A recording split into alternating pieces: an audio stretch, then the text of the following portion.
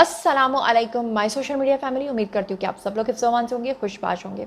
सियासी तज्ज़ियों और तबसरों के साथ आपकी खिदमत में हाज़िर हूँ। आज मैंने आपके साथ दो खबरें शेयर करनी है। सबसे पहले तो आप लोग जानते हैं कि पीटीआई के जो रहनुमा हैं डॉक्टर शाहिद सिद्दीक, उनका जो बेईमाना कत्ल हुआ और कत्ल का जो कल्प्रिट है वो उनका अपना सगा बेटा निकला।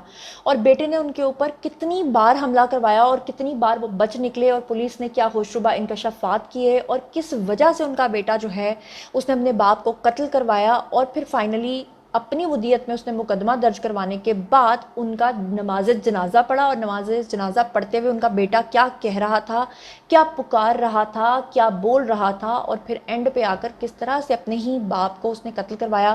कत्ल करवाने की सुपारी में उसने कितने पैसे दिए, ये तमाम तफसीलात जो हैं इसके बारे में आज के वीडियो में आपको बड़ी तफसील से बताने जा रही हूँ। ख़ासतौर पर जो तफसीली इन्वेस्टिगेशन रिपोर्ट आई है उसके बारे में आपको बताऊंगी। और इसके अलावा आज मैंने आपको बताना है कि DGI-SPR ने जो इतनी लंबी मीटिंग की और उसमें प्रेस ब्रीफिंग की और इतना कुछ उन्होंने कहा, उसके जो 8 नकात हैं जिनके ऊपर शायद किसी ने गौर नहीं किया या शायद आप लोगों को किसी ने बताया नहीं, इतनी डिटेल के अंदर वो 8 पॉइंट्स जो हैं वो बाकी रह गए।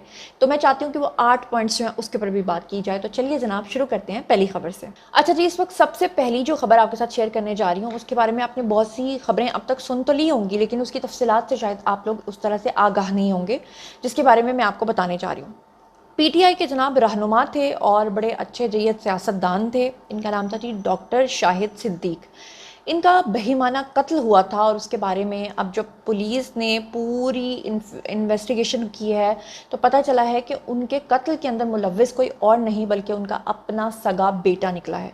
और अपने बेटे ने अपने वालिद को क्यों कत्ल किया, क्या वजह निकली एग्जैक्टली और असल कहानी क्या है और पुलिस का क्या बयान सामने आया है, ये सब चीज़ों के बारे में मैं आपको बताती हूँ। आपको बताऊं कि पुलिस के ज़राए जो हैं उन्होंने ये बताया है कि ऑर्गेनाइज्ड क्राइम यूनिट जो है इकबाल टाउन, उन्होंने मकतूल के बेटे कय्यूम शाहिद को हिरासत में ले लिया है। और ऑर्गेनाइज्ड क्राइम यूनिट ने कय्यूम शाहिद को ठोस शवाहिद की बुनियाद पर हिरासत में लिया। पुलिस ज़राए का कहना था कि कय्यूम शाहिद ने मुबैना तौर पे शूटर की मदद से अपने वालिद को जो है वो कत्ल करवाया, बाकायदा तौर पे शूटर को हायर किया अपने वालिद को मरवाने के लिए। उसके बाद डॉक्टर शाहिद के कत्ल का मुकदमा जो है उनके बेटे तैमूर की मुद्दत में दर्ज किया गया और मकतूल डॉक्टर जो हैं शाहिद सिद्दीक, उनकी नमाज जनाजा भी उन्हीं के बेटे कय्यूम शाहिद ने पढ़ाई। सुभान अल्लाह। आप ज़रा देखें कि दुनिया में वक्त कौन सा आ गया सफ़ाकियत का। मैं एक हदीस पढ़ रही थी, उसमें ये था कि कुर्बे क़यामत जो है वो मरने वाले को नहीं पता होगा कि मेरा जुर्म क्या था, उसको क्यों मार दिया गया, और मारने वाले को भी नहीं पता होगा कि उसने क्यों मार दिया। यानी इतनी कत्लो गारत जो है वो की जाएगी और खून सफ़ेद हो जाएगा। कोई रिश्ता किसी दूसरे रिश्ते का कोई मान, कोई एहसास, कोई ख्याल नहीं रखेगा। और वही चीज़ें देख लें आज हम देख रहे हैं, कोई चीज़ ऐसी है जो देखने वाली रह गई है। अब आप अंदाज़ा ये कीजिए कि जिस बेटे ने अपने बाप को शूटर के थ्रू मरवाया, उसी के लिए उसने जाके थाने में अपनी मुद्दत में मुकदमा भी दर्ज करवाया और उसी के लिए उसने जनाब क्या किया कि नमाज जनाजा भी पढ़ाई। अल्लाह माफ़ करे कि ऐसा इंसान तो वस्तगफार। और आपको बता दूं कि पुलिस का कहना यह था कि जिस वक्त ये नमाज जनाजा पढ़ा रहा था उस वक्त ये रो भी रहा था। बाद में तहरीक इंसाफ के जो रहनुमा हैं डॉक्टर शाहिद सिद्दीक, उन्होंने कत्ल की तफ्तीश के दौरान जो है वो लर्जा खेज़ इंकशाफात किए। पुलिस के मुताबिक उन्होंने बताया कि डॉक्टर शाहिद के बेटे कय्यूम ने करीबी दोस्त के साथ मिलकर बाप के कत्ल का मंसूबा बनाया और उसके बाद मुलजिम कय्यूम के दोस्त को भी गिरफ्तार कर लिया गया है जिसने इनके साथ मिलकर ये पूरी प्लानिंग की थी। अब असल मामला क्या निकला? मामला निकला जी लड़की का। कय्यूम एक लड़की को पसंद करता था, उससे शादी करना चाहता था। डॉक्टर शाहिद सिद्दीक जो थे वो उस लड़की को पसंद नहीं करते थे, वो अपने बेटे की शादी वहाँ पर नहीं करवाना चाहते थे। लिहाजा इनकार पे जनवरी में भी उनके ऊपर जो है वो कातिलाना हमला करवाया गया था। यानी अपने ही बेटे ने अपने ही बाप के ऊपर जनवरी के महीने में भी कातिलाना हमला करवाया था। डॉक्टर साहब ये समझते रहे कि बाहर से कोई दुश्मन होगा, उनको क्या पता था कि घर में जो घात लगाए बैठा है वो उनका अपना सगा खून है। पुलिस ने मजीद ये भी बताया कि कय्यूम ने जनवरी में बाप के कत्ल की डील जो है वो 50 लाख रुपए में की और डॉक्टर शाहिद सिद्दीक के ऊपर दूसरा हमला जो करवाया वो 2 करोड़ रुपए जो है वो देकर करवाया। अब मुझे बताएं कि एक सियासतदान है, उसका बेटा 50 लाख रुपए अपने ही बाप को मरवाने के लिए देता है सुपारी के तौर पे, वो कहाँ से देगा 50 लाख रुपए? और फिर 2 करोड़ रुपए देता है, वो कहाँ से देगा? एक सवाल है। ویسے میں مرنے والے پہ کوئی بات نہیں کرنا چاہتی، لیکن شاید پھر حلال کے پیسوں پہ اگر آپ نے کسی کو پالا ہو اپنی اولاد کو، تو شاید وہ پھر اس طرح کرتی بھی نہیں ہے، یا پھر وہ حرام کے پیسے جو آپ نے کسی کا حق مار کے شاید کمائے ہوتے ہیں، شاید وہ اسی طرح کے رستوں پہ، اسی طرح کے طریقوں پہ خرچ ہو جاتے ہیں۔ اللہ مجھے معاف کرے، مجھے نہیں پتا کہ اس موقع پہ مجھے یہ بات بھی کرنی چاہیے تھی یا نہیں، مگر میرے ذہن میں آئی تو میں نے آپ سے کر لی۔ اچھی لگی تو ٹھیک ہے، بری لگی تو اس کے لیے پہلے سے معذرت ہے۔ پولیس کے مطابق انہوں نے بتایا کہ آلٹو کار کے اندر جمعے کو صبح 9:50 پہ ڈاکٹر شاہد صدیق کی ریکی کی گئی۔ اس کے بعد ریکی کرنے والے جو تھے وہ کار میں ڈاکٹر شاہد صدیق کا جو بیٹا قیوم ہے اس کو بھی سوار کیا ہوا تھا۔ جمعے کو ڈاکٹر شاہد صدیق نے بینک سے پیسے نکلوا کر مستحق افراد کے اندر جو رقم ہے وہ تقسیم کی۔ رقم تقسیم کرنے کے دوران بھی مشکوک افراد جو اور کار تھی وہ ڈاکٹر شاہد صدیق کا تعاقب کرتی رہی۔ آپ کو بتا دوں کہ قتل کے مقدمے کی جو FIR ہے اس کے مطابق قتل کے وقت ڈاکٹر شاہد کے ساتھ بیٹا قیوم اور ان کا بھائی ساجد بھی موجود تھے۔ ڈاکٹر شاہد صدیق اپنی کار میں بیٹھنے لگے تو شوٹر نے آ کر ان کے اوپر فائر کر دیا، ان کو فائر کیا، اور ان کا جو بیٹا ہے قیوم سامنے اپنی کار کے پاس آلریڈی موجود تھا۔ 2 اگست کو پنجاب کے دارالحکومت لاہور میں فائرنگ کا یہ واقعہ پیش آیا تھا، جہاں پر تحریک انصاف PTI کے جو رہنما ہیں ڈاکٹر شاہد صدیق وہ جاں بحق ہو گئے تھے، اور اب فائنلی ان کا اپنا ہی بیٹا اس پورے معاملے کا جو کلپریٹ ہے وہ نکلا ہے۔ بات کر لیتے ہیں ہم DGISPR کی پریس بریفنگ کی جو انہوں نے آج کے دن دی تھی، اور جب تک آپ کی ویڈیو دیکھیں گے ایک دن گزر چکا ہوگا، مگر آپ یہ دیکھیے کہ اس سے پہلے بھی DGISPR نے صاف طور پہ کہا تھا کہ وہ کبھی بھی PTI کے ساتھ الائنس کا سوچ بھی نہیں سکتے، کبھی بھی ان کا اقتدار کا دروازہ اب کھل نہیں سکتا۔ تو اب جو ہے انہوں نے ڈیجیٹل دہشت گردی کے بارے میں آپ کو یاد ہے کہ پچھلی مرتبہ بات کی تھی، اور اب کی بار انہوں نے پھر سے کہا ہے کہ ڈیجیٹل دہشت گردی کے خلاف قانون کے تحت کارروائی جو ہے وہ کافی نہیں ہو رہی۔ اس کے اوپر انہوں نے کیا بات کی میں آپ کے سامنے جو ہے وہ رکھنا چاہتی ہوں۔ DGISPR جو ہیں ڈائریکٹر جنرل احمد شریف چودھری، انہوں نے کہا کہ ملک میں جعلی خبروں اور پروپیگنڈے کو پھیلانے کی اجازت دینے والے قانون کے تحت ڈیجیٹل دہشت گردی کے خلاف کارروائی نہیں کی جا رہی۔ انہوں نے کہا کہ پاک فوج کے افسران اور جوان اس ملک کی اشرافیہ نہیں ہیں، کیا تنقید کی وجہ سے کام چھوڑ دیں؟ انہوں نے کہا کہ پاکستان آرمی عوام کے لیے سماجی اکنامک پروجیکٹس میں بڑھ چڑھ کر حصہ لیتی ہے۔ انہوں نے کہا کہ 9 میں سے متعلق جب ان سے پوچھا گیا تو انہوں نے کہا کہ ہمارے موقف کے اندر کوئی بھی تبدیلی نہیں ہے۔ یہ اس لیے پوچھا گیا تھا کیونکہ بار بار PTI کے جو جرنلسٹ ہیں جو ان کے نیریٹو کو بیان کرتے ہیں، جو ہمیشہ جھوٹ بولتے ہیں، وہ لوگوں کو بیوقوف بناتے ہیں اور یہ کہتے ہیں کہ عمران خان کے ساتھ ڈیل ہو گئی ہے اور عمران خان چھوٹنے جا رہے ہیں، عمران خان باہر نکلنے جا رہے ہیں۔ عمران خان چھوٹ بھی جائیں تو شاید ان کو ایک سیف ایگزٹ یا اسکیپ دے دیا جائے، لیکن یہ نہیں ہو سکتا کہ ان کے ساتھ دوبارہ ڈیل کر کے ان کو اقتدار میں لایا جائے۔ DGISPR میجر جنرل احمد شریف جو ہیں انہوں نے پریس کانفرنس کرتے ہوئے کہا کہ یوم استحصال کے موقع پر میں پیغام دینا چاہتا ہوں کہ افواج پاکستان حق خود ارادیت کی منصفانہ جدوجہد میں مقبوضہ کشمیر کے بہادر عوام کے ساتھ کھڑے ہیں۔ آپ کو یاد ہی ہے کشمیر کا سودا کر دیا تھا خان صاحب نے، اور پھر آپ کو وہ ویڈیو بھی نظر آ رہا ہوگا جس کے اندر جب پھر ڈاکٹر شکوان نے ان کے ہاتھ میں آ کر کشمیر کا جھنڈا پکڑایا تھا تو انہوں نے جھنڈا پکڑنے سے بھی انکار کر دیا تھا۔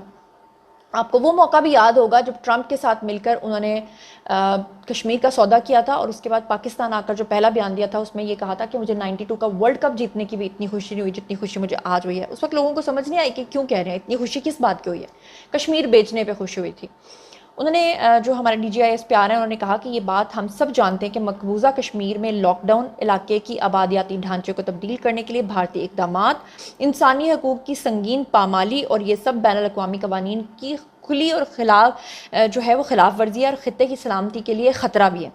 DGISPR نے یہ بھی کہا کہ خطے میں پائیدار امن و استحکام کے لیے مسئلہ کشمیر کو اقوام متحدہ کی قراردادوں اور کشمیری عوام کی امنگوں کے مطابق حل کرنا ناگزیر ہے، جو کہ نو ڈاؤٹ یہ ہونا بھی چاہیے۔ اور یہ جو غدار ٹائپ کے لوگ فوج کے اوپر ہر وقت بھونکتے رہتے ہیں اور پھر یہ کہتے ہیں نا کہ یہ تو ہمارا بجٹ کھا جاتی ہے، فوج کرتی کیا ہے، تو اس پر DGISPR نے اسپیشل بریفنگ دیتے ہوئے یہ بھی بتایا کہ 7 ماہ جو پچھلے گزرے ہیں اس میں 139 بہادر افسران جو ہیں اور جو ہمارے جوان ہیں ان کی شہادت ہوئی ہے۔ سوچئے پاکستان ایک وہ ملک ہے جس کے پیچھے اس وقت بھارت کی بھی نگاہیں ہیں، افغانستان کی بھی نگاہیں ہیں، ایران کی بھی نگاہیں، بلوچستان کے اندر سے بھی یہ لوگ شرنگیزی پھیلا رہے ہیں۔ پیچھے رہ کون جاتا ہے؟ صرف چائنا اور پاکستان۔ اب ان کا کہنا تھا کہ سال 2024 کے پہلے 7 ماہ میں کاؤنٹر ٹیررزم اور آپریشنز کے دوران جو ہے وہ 139 بہادر افسران کی شہادت ہوئی ہے۔ اس کے علاوہ انہوں نے کہا کہ پاکستان کی داخلی اور بارڈر کی سیکیورٹی کو یقینی اور دائمی بنانے کے لیے مکمل طور پہ ہم فوکسڈ ہیں۔ D G I S P R جب بھی دہشت گردی کے بارے میں بات کرتے ہیں تو اس کے اوپر ان کو بڑی آگ لگتی ہے۔ D G I S P R نے کہا کہ دہشت گردی کے خلاف ہماری کامیاب جنگ آخری دہشت گرد اور اس سے جڑی دہشت گردی کے خاتمے تک جاری رہے گی۔ انہوں نے کہا کہ کاؤنٹر ٹیررزم اور فوجی آپریشنز کے علاوہ جیسا کہ پہلے کہا تھا کہ افواج پاکستان بالخصوص پاکستان آرمی عوام کے لیے سماجی اکنامک پروجیکٹس کے اندر بڑھ چڑھ کر حصہ لیتی رہے گی۔ اس کے علاوہ خیبر پختونخوا کے ضم شدہ اضلاع اور بلوچستان سے متاثرہ علاقوں کے اوپر بھی انہوں نے کہا کہ توجہ دینے کی بات کی۔ مختلف تعلیمی اداروں کے قیام کے حوالے سے بھی انہوں نے بات کی۔ اس کے علاوہ صحت کے شعبے میں فوج کا جو کردار ہے اس کے اوپر بھی انہوں نے بات کی۔ انفراسٹرکچر میں اپنی خدمات کے حوالے سے بھی انہوں نے بات کی۔ اس کے علاوہ 8 لاکھ ایکڑ بنجر زمین جو ہے اس کو زیر کاشت لانے کے لیے جو ہمارے آرمی چیف ہیں، جو ہماری معیشت کو بہتر بنانے کے لیے کوششیں کر رہے ہیں، اس کے بارے میں بھی انہوں نے پورا جو ہے وہ بتایا کہ کس طرح سے ہوگا۔ افواج پاکستان نے ٹیکس کی مد میں 23 ارب روپے جمع کروائے ہیں، یہ بھی انہوں نے بتایا، کیونکہ آئے روز یہ جو پاک فوج کے اوپر الزام لگاتے ہیں نا کہ جی ان کے تو پروجیکٹس چل رہے ہیں، یہ پاکستان کی واحد فوج ہے جو کہ کاروبار بھی چلاتی ہے، ڈی ایچ اے کے تانے دیے جاتے ہیں، تو انہوں نے کہا کہ ہم نے 23 ارب روپیہ جمع کروایا ہے۔ اس کے علاوہ لابنگ فرمز ہائر کر کے انہوں نے کہا کہ انتشار کا بیانیہ چلایا جا رہا ہے۔ سیدھا اشارہ، سیدھی ٹانٹ ان کی تھی جی عمران خان کی پارٹی کے اوپر۔ D G I S P R نے کہا کہ سفارت خانوں کے سامنے احتجاج کے اوپر بہت ہی پیسہ لگایا جاتا ہے، لابنگ فرمز ہائر کر کے انتشار کا بیانیہ بنایا جاتا ہے، ایک مخصوص سیاسی پروپیگنڈے کے لیے یہ سب کچھ کیا جا رہا ہے، صاف طور پہ انہوں نے کہہ دیا۔ انہوں نے کہا کہ یہ بیانیہ کشمیر اور فلسطین کے لیے بنانا چاہیے ان کو، کیونکہ انہوں نے صاف طور پہ کہا کہ یہ جو لابنگ فرمز کر کے اتنے بلین ڈالرز ان کو دے کر پاکستان کی ریاست کو توڑنے اور کمزور کرنے کے لیے اتنا پیسہ بہایا جا رہا ہے، اگر یہ لوگ واقعی ملک کے لیے مخلص ہیں تو کیوں نہیں یہ پیسہ خرچ کرتے کشمیر کے لیے، کشمیر کاز کے لیے، کہ ہم دوبارہ کشمیر کو تو جا کے یہ بیچ کے آ جاتے ہیں۔ اس سے آپ کو نظر نہیں آتا کہ یہ لوگ کس کے ایجنڈے پر ہیں اور کن لوگوں کے پیچھے یہ لگے ہوئے ہیں۔ اس کے علاوہ انہوں نے غزہ اور فلسطین کے اوپر بات کی۔ انہوں نے کہا کہ غزہ اور فلسطین پر خاموش عناصر سے پاکستان میں انسانی حقوق کا بیانیہ لگایا جا رہا ہے، یہ پیسہ کہاں سے آ رہا ہے؟ بالکل صحیح کہا انہوں نے۔ ترجمان پاک فوج نے یہ بھی کہا کہ انگریزی میں ایک کہاوت ہے کہ دیر از نو فری لنچ، یعنی کوئی بھی فری میں آپ کو کوئی کچھ نہیں دیتا، ہر ایک کو گیو اینڈ ٹیک چاہیے۔ آپ کو جو سپانسرز مل رہے ہیں اس کے پیچھے جو ان کا ایجنڈا ہے وہ پاکستان کو توڑنا ہے، سیدھی بات ہے، فوج کے پیچھے پڑے ہوئے ہیں۔ اس کے علاوہ انہوں نے بلوچ یکجہتی کمیٹی دہشت گردوں کی پراکسی کے اوپر بھی بات کی۔ ڈیجیٹل دہشت گردی کے حوالے سے بھی انہوں نے بات کی، جس کے بارے میں نے آپ کو بتایا۔ بہرحال اس کے جو نکات تھے سارے کے سارے، وہ ٹوٹل ملا کے نا اس وقت 6 نکات ہیں، جو اس وقت میں آپ کو بتا دیتی ہوں، کیونکہ اتنی لمبی انہوں نے بات کی ہے۔ 6 نکات ہیں جس کے اوپر میں اہم بات کرنا چاہتی ہوں۔ نمبر 1، انہوں نے کہا کہ انتشاری ٹولہ جو ہے صدقے دل سے پاکستانی قوم سے معافی مانگے، یعنی عمران خان۔ دوسرے نمبر پر انہوں نے کہا کہ مذاکرات جو ہیں وہ سیاسی جماعتوں کے ساتھ ہوتے ہیں، فوج کے ساتھ نہیں ہوتے، یعنی عمران خان جو بار بار کہہ رہے ہیں کہ میں فوج کے ساتھ مذاکرات کروں گا، وہ سیاسی جماعتوں کے ساتھ مذاکرات کریں۔ تیسرے نمبر پر انہوں نے کہا کہ 8 فروری کو صرف 31% لوگوں نے مخصوص سیاسی جماعت کو ووٹ دیا ہے، یعنی جو لوگ یہ کہہ رہے ہیں کہ عمران خان کو بہت زیادہ ووٹس ملے ہیں، یہ جھوٹ ہے۔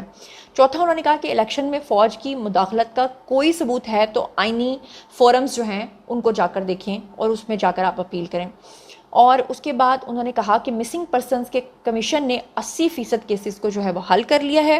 اور لاسٹ میں جو انہوں نے پوائنٹ کہا اس میں انہوں نے کہا کہ پاکستان نے کسی کو نہ اڈے دیے ہیں اور نہ ہی دیے جائیں گے۔ یہ جو آئے روز آپ کو سستے ولاگرز اس طرح کی کہانیاں سناتے رہتے ہیں، یہ صرف اور صرف جھوٹ پر مبنی ہے، اس کے علاوہ کچھ بھی نہیں ہے۔ تو جناب یہ تھا آج کا ویڈیو۔ باری ہے جی آپ لوگوں کی، آئیے کامنٹ سیکشن میں اور مجھے بتائیے کہ ان تمام خبروں کے بارے میں آپ کیا سوچتے سمجھتے ہیں۔ جو کچھ بھی آپ سوچتے سمجھتے ہیں شیئر کیجیے، پرسنلی جواب دوں گی۔ مزید خبریں، ولاگز، انٹرویوز اور سیاسی تجزیے جاننے کے لیے میرے ساتھ کنیکٹڈ رہنا ہرگز مت بھولیے گا۔ چینل کو سبسکرائب کر لیجیے گا۔ اپنا بہت خیال رکھیے گا۔ اللہ نگہبان۔